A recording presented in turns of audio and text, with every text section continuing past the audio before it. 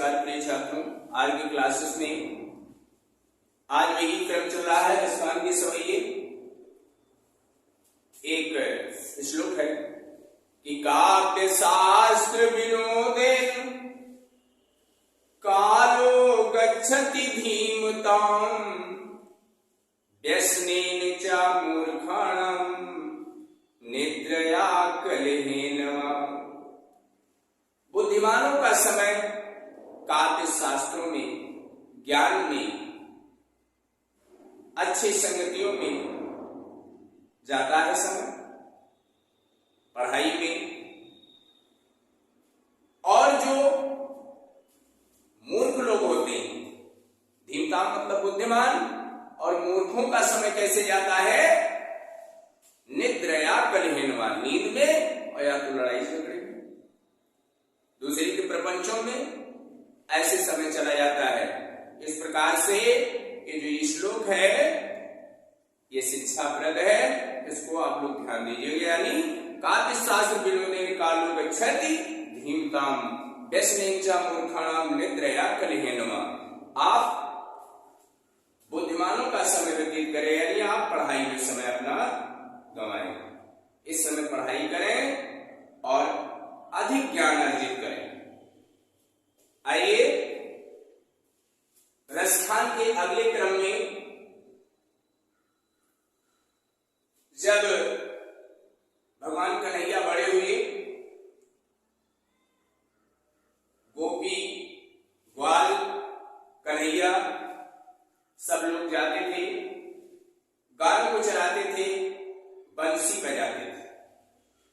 कन्हैया का कहीं भी आपने चित्र देखा होगा तो बिना बंसी के कन्हैया नहीं है। और तीन जगह से टेढ़े रहते हैं, त्रिभंगी लाल इसीलिए कहा गया है। नहीं, कन्हैया टेढ़े नटखट। तो ये हमेशा अपने साथ में क्या लिए रहते हैं? बंसी, बांसुरी। अब जो गोपिकाएं हैं वह कन्हैया से बात करने में थोड़ा उनको दिक्कत लगती है, तो बंसी से उनका कुछ, उनसे बंसी से दुराव हो जाता है। जिसे सौती कहते हैं, सौतिया डाल जैसे हो जाता है। एक पति के दो औरतें होती हैं तो उसे सौत कहते हैं। तो देखिए यहां प्रेम में नफरत है, ईर्ष्या आ गई बंसी के प्रति। गोपिकाओं को प्रभु यानी श्री कृष्ण से पूरा समय नहीं मिल पाता है। बंसी से ईर्ष्या आ गई और उन्होंने क्या कहा? रसखान कवि क्या कहते हैं, ध्यान दीजिएगा कि कान भई बस बांसुरी के, कान भई बस बांसुरी के, अब कौन सखी हमको चाहिए। निशिधों से रही संग साथ लगी, यह सौतीन तापन क्यों सही है। जिन मोहि लियो मन मोहन को, रस खानी सदा हमको दही है। और मेरी आऊ सब सखी भागी चले, अब तो ब्रज में बांसुरी रही है। रसखान जी कहते हैं कि एक सखी, एक गोपी दूसरी से कहती है, ये सखी कान भई बस बांसुरी, आपस में बातचीत करती है कि अब तो कन्हैया किसके बस में हो गए? कान भई बांसुरी, यानी बंसी के बस में हो गए। अब कौन सखी हमको चाहिए? अब हम लोगों को चाहने वाला कोई नहीं, अर्थात अब हम लोगों को कौन चाहेगा? कौन हमसे बात करेगा? निशिधों से रहे संग साथ लगी, यह सौतीन तापन क्यों सही हो। निशिधों का मतलब होता है दिन रात, यानी दिन और रात वो संग साथ लगी, हमेशा साथ लगी रहती है। यानी दिन हो चाहे रात हो, हमेशा उनसे जुदा नहीं है, उनसे अलग नहीं है। यह सौ मनमोहन क्यों सही हो, ये ताप मुझसे सहा नहीं जाएगा, मैं देख नहीं पाऊंगी ऐसा। जिनि मोहि लियो मनमोहन को, रस खानी सदा हमको दही है। जिन मोह लियो मनमोहन को, अरे मनमोहन उनका नाम ही है मनमोहन, मन को मोहने वाले।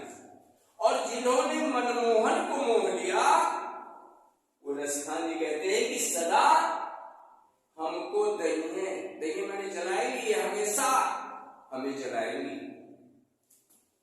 जिनि मोहि लियो मनमोहन को, रस खानी सदा हमको दही है।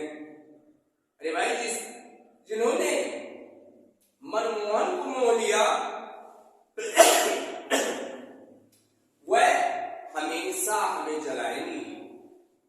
और मेरी आओ सबे सखी भागी चले, अब तो ब्रज में बसुरी नहीं है। गोपिकाएं सखियां सब आपस में सलाह करती हैं कि अब हम लोग कहीं यहां से अलग चलते हैं, अब केवल ब्रज में बांसुरी का ही राज है, बांसुरी ही रहेगी और हम लोग यहां से चले जाएंगे। इस प्रकार से रसखान जी ने भाव को व्यक्त किया है।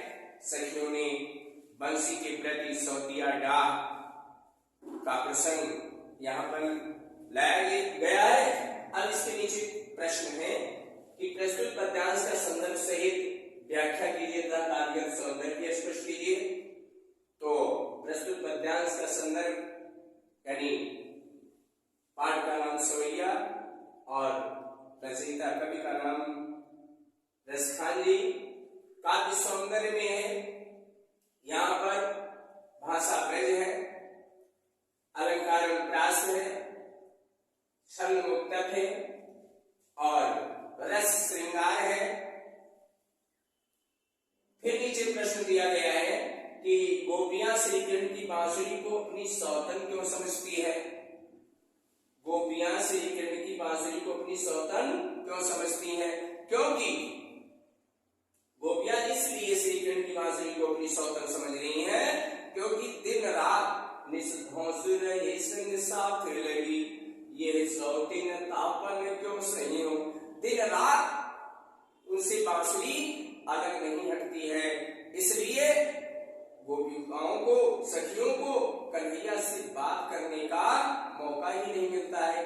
जब वो बंसी हमेशा साथ उनके रहती है तो बंसी को उन्होंने सवत माना है, इसलिए सौतन कहा गया है। इसीलिए सौतन समझती है वो कि वो अकेले में बात नहीं करने पाती श्री कृष्ण से, बंसी हमेशा साथ में लगी रहती है, इसलिए उसको सौत कहा है। बांसुरी से ईर्ष्या प्रकट की है सखियों ने। इस प्रकार से